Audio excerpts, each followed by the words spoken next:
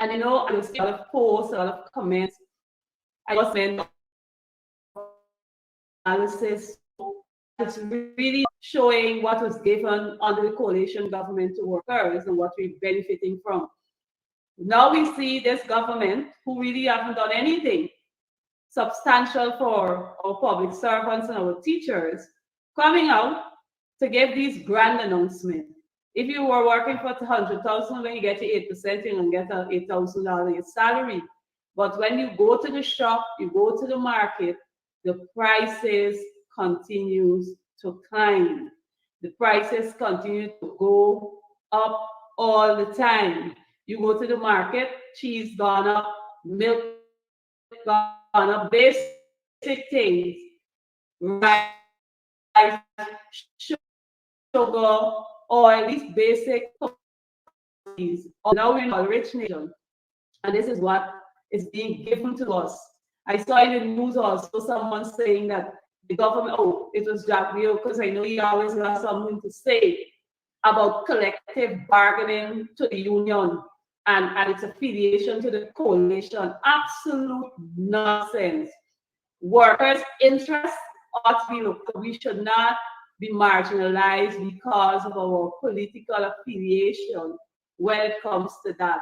You have to go to collective bargaining with the unions to ensure all the workers benefit. I recall one of my colleagues saying, she heard all these things about degrees. So what happened to the assistant masters and mistresses who may not have a degree? What is it that they're given? These are things that would have been addressed if they are properly engaged or engage the union in dialogue to have this thing resolved properly. So what I call it a distraction. Announcement, or you saw the announcement. Guyana currently is with a challenge. So I was to focus. We have to focus Venezuela, Guyana controversy of the National Assembly. We saw the joint statement with the coalition of the opposition and the government and all of that. And then what? After that, you have not seen much more being done in public to educate what is happening. It is basically a stage now, you're not hearing much about the issue. Every now and again, something is coming out. When you follow Venezuelan news, you see what is happening. During the extraordinary sitting, our comrade leader said to them, we have to put our nation first, halt issuing documents to Venezuelans, and put in place a proper register and a system to evaluate each applicant, screen and monitor their activities. It will be naive of us to believe that Venezuela will not send its agent into Guyana. Well, on point that our leader would have made in the National Assembly, we see that there's been an influx, a constant rise, a steady rise of Venezuelans all across this country. Up to yesterday, I went to some stores and I recognized the workers there in these stores are Venezuelans. Guyanese need to focus on this. Imagine a fellow Guyanese. I know that we are in troubling times or people are worried. Nothing to say about what is happening with the issue, even if it's one sentence. Are they learning? Are they, the government, paying attention to what is happening in Venezuela and how they have daily and repeatedly during the day spoken about this particular issue to the people of Venezuela? Why is it that we're not seeing this or engaging regularly with information and talking about this issue? One time talk don't work. We have several questions to ask. Why did Javier give with the idea of giving Venezuela a channel on the 23rd of October 2015? The question is why? How does that relate to what is happening now. These are questions that Guyanese want answers and the Venezuelans. What look at the video that came out? Should we accept that? Should we remain quiet on that? This is our territorial integrity. And these are the things that we have to focus on as a people. How did so many Venezuelans get here in the short space of time under the PPP government? A question that needs to be answered. What role did they or are they playing in this, in having the Venezuelans over here in our country? And what are they doing to really protect us? Why is it that we see payments being issued to these people and they're not born Guyanese? You know, they're ready from here to go to Venezuela. Yes, we know that. But we know there are people who have not been born or have affiliation here in Ghana, but they're given source document. I don't know how many persons recognize the challenge Guyanese have, born Guyanese have, in uplifting currently a birth certificate. Persons make their babies and they take almost a year for to get the child. To place some time, it takes money, but let somebody else come from foreign, as we would say, and look at the process and how it operates. You see something totally different. The Venezuelans were going and getting their documents easily as against Guyanese. Why? These are questions we need answers for. So when we come with all these distractions, it still remains territorial integrity that does not really care about what they're doing and are focusing different. We've listened to every presentation done in the parliament, and many of them on the government side have caused us to ask other questions if we're really serious about protecting our territorial integrity. So Guyanese, I want to encourage all of us, be informed, be reading, follow what is happening. I'm monitoring this particular issue both locally and internationally to see what is being said, because remember, locally we are not getting much information. So we all have a responsibility to get the information out there. It is not an issue that we should just lay back and allow to slide under the carpet. It would not go down that easily. So we have to keep it awake. We have to keep reminding our fellow Guyanese that we need to pay attention to what is happening with the controversy between Venezuela and Guyana. We've seen all of this taking place, and it is cause for us to be worried and to pay attention to what is happening. We need to see more being done by the government. We've been calling for more education. I don't know what it will take them to start printing and distributing materials to schools, to institutions, so persons can get information. I guess it's a long process, but this is an emergency. So if we have an emergency with it, to educate our people and to keep them informed as to what is happening, that is important. This morning, we must keep our focus. Like I said, we're not going to be distracted by the deception of these increased salary. People are marginalized. People are struggling daily for a meal.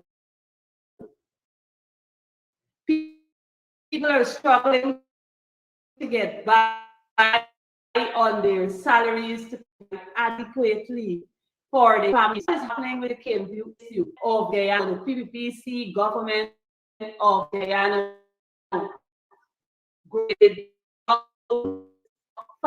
Families, 20 children homeless, still struggling to survive. They're numb. You're not hearing them, you're not seeing them, they're not saying anything.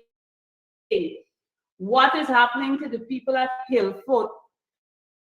Degrading was by the state resources, the police, to see families for children left homeless. These are issues that we have to address.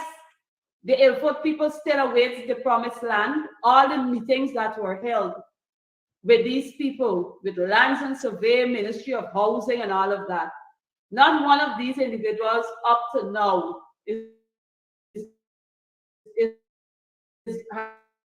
has been placed somewhere they these people off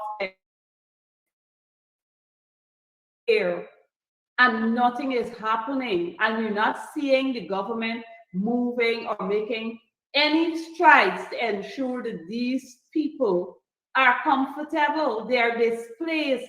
We have practically 63 children and their older relatives displaced by the government of Ghana, and you have not done anything. All you things in this housing scheme, running open here, covet people land, moving this, moving that. That's what you're seeing. And the issue that is at hand to deal with is not being dealt with. Many of these families are unable to even adequately provide for their children, because the first thing, some of them still living in a shack. Some of them still living in a plastic house or a piece of cloth tie wrong. And they have to be facing their living. And we have a government operating as though that's not important. But again, my fellow Guyanese, these are issues that are important, and we need to keep them on the front burner and not be distracted, because we have several Guyanese who are struggling and suffering daily with the hands of the government. They're struggling because of what was done to them. These are issues we must keep on board. Justice for these people. We await to see that these children will all have a home for the holiday, that they can sleep comfortably, they can enjoy food, they can enjoy the little toy, something that can make them feel as though they have a home. These are the issues that we want to keep in the front burner. Let's talk about infrastructure little.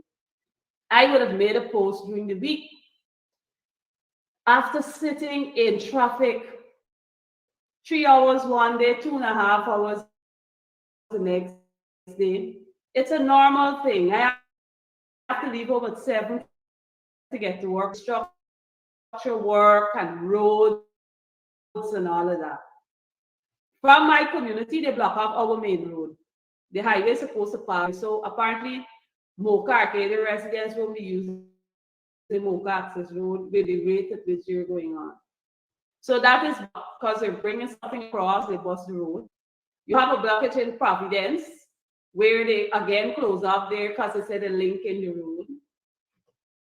You go up to Grove, they're doing work during rush hour to do repairs to the road, so you have to get a diversion. They create these diversions, then level the road down properly, then try to fix the area in a manner that commuters traverse. It's a lot of dust, it's a lot of slush, it's all kinds of things you're dealing with, holes, everything. When you look at it, I spent several days just walking and observing. You close off Mocha Road.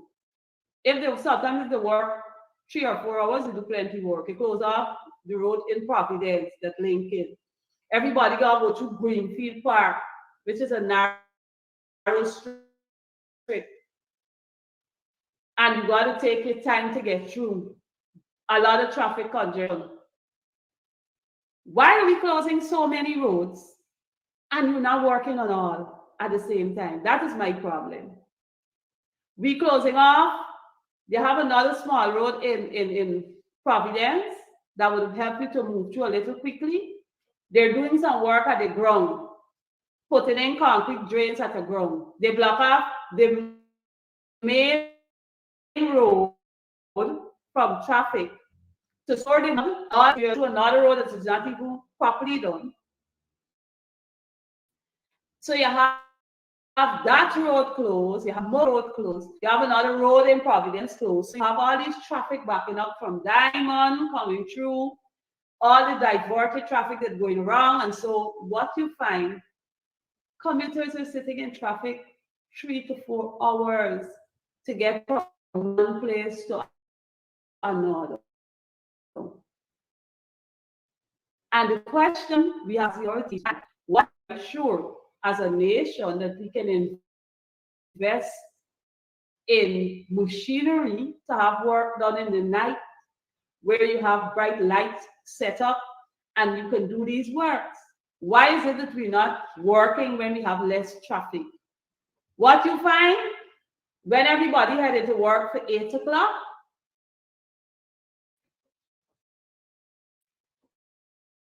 all workers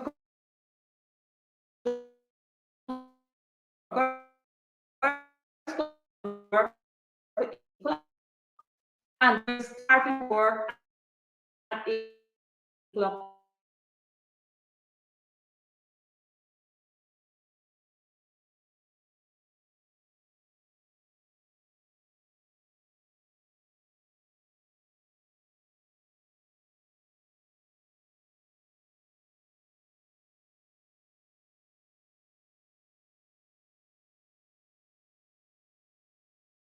Roads come with a better plan so that you would not hinder persons moving to and from their jobs.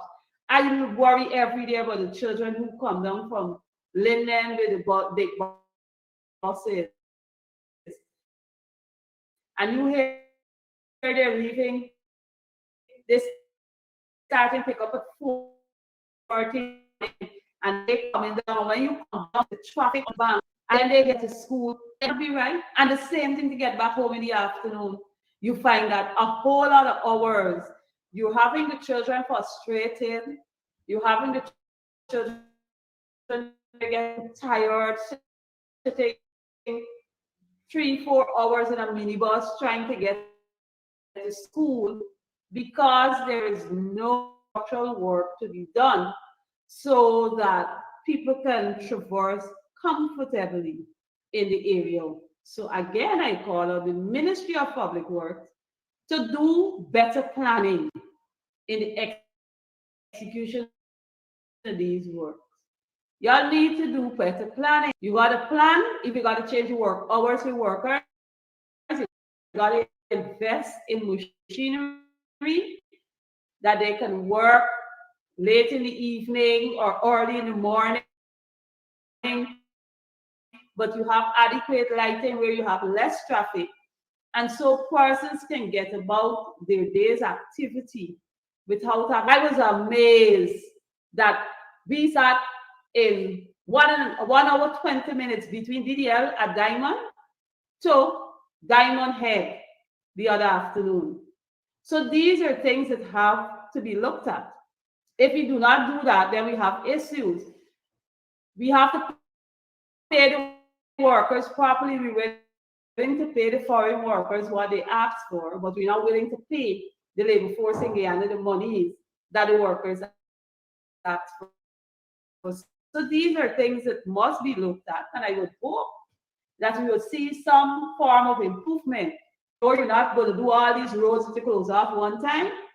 Just don't close off all the roads at the same time. We see the pattern. When they close off a road, it might take 3, 4 months to 1 year to complete that piece. So you're struggling for all them months or a whole year trying to navigate the traffic on the East Bank. These are things that we have to look at and observe traffic. These are things we have to look at. Secondly, they're not paying attention to our drainage. A lot of people will be crying because they're not paying attention to the drainage that they're blocking and encroaching the space, making it smaller and all of that. But we got excessive rainfall, we will see the result of that. Then they're probably going to come up with a plan that they gotta get emergency monies to get the water off the land that they create, the problem that they create. These distracted by the big announcements of salary. Public servants are struggling daily daily to get by, that these increases will make no impact. I love to do my maths, so I will do a session one day to show you what is it that they're really having. Nothing substantial to speak about. Every time you go to the market or the supermarket or anyway, you see what is happening. Today, I must pause to congratulate our young people and all those who are graduates at the University of Guyana. I know there's another session today. I must say special congratulations to my colleague MP, Maureen Philadelphia. She would graduate today with her master's. I must say congratulations in electrical engineering. He will have graduated during the week. And to all the others, 3,500 graduates, I think it is that they've stated. I must say congratulations to you all.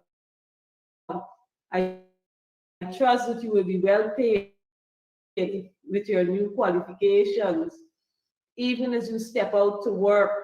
And I know that we have other students at university aspire to do well.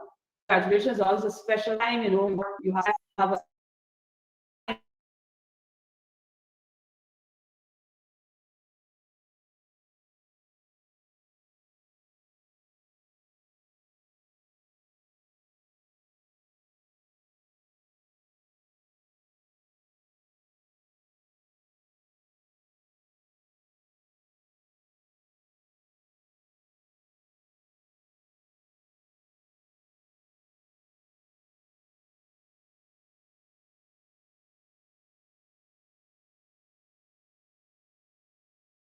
we all deserve to be fully and properly compensated when we do these hard work.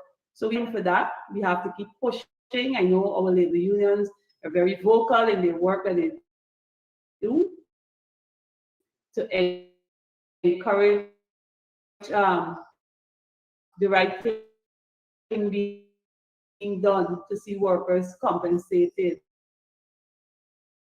But we must be considerate that it takes time, it takes money, it takes effort just to ensure that you can actually achieve goal, the study you're doing. So again, I must say heartfelt congratulations to all, even as you continue your journey in education. We're celebrating already for the holidays. We're preparing for our national holiday on tomorrow, Diwali Day. And I want to say happy Diwali to all Guyanese, especially for those in the Hindu community. Even as you prepare to celebrate, my celebrations start in the week.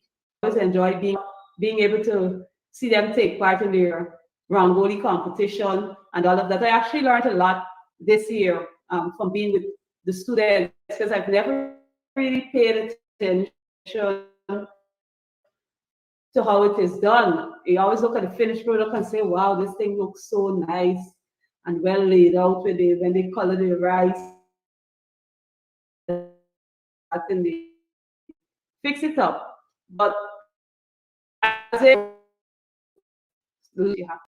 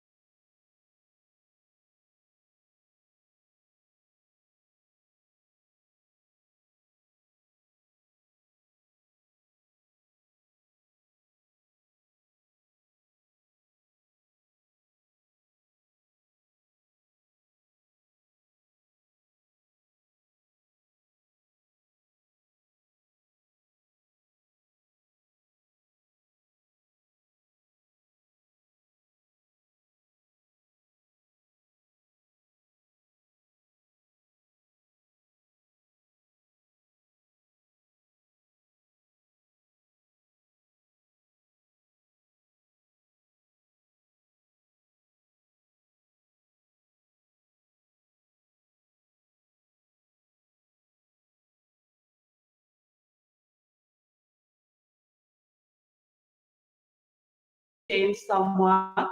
You don't see as much deers out.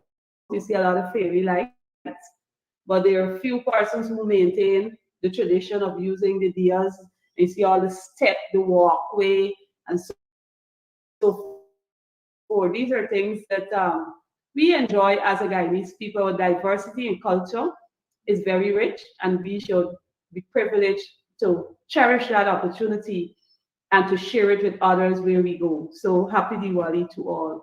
In closing, let me remind you, as the quote says, distraction is the one thing that make us forget about our woes.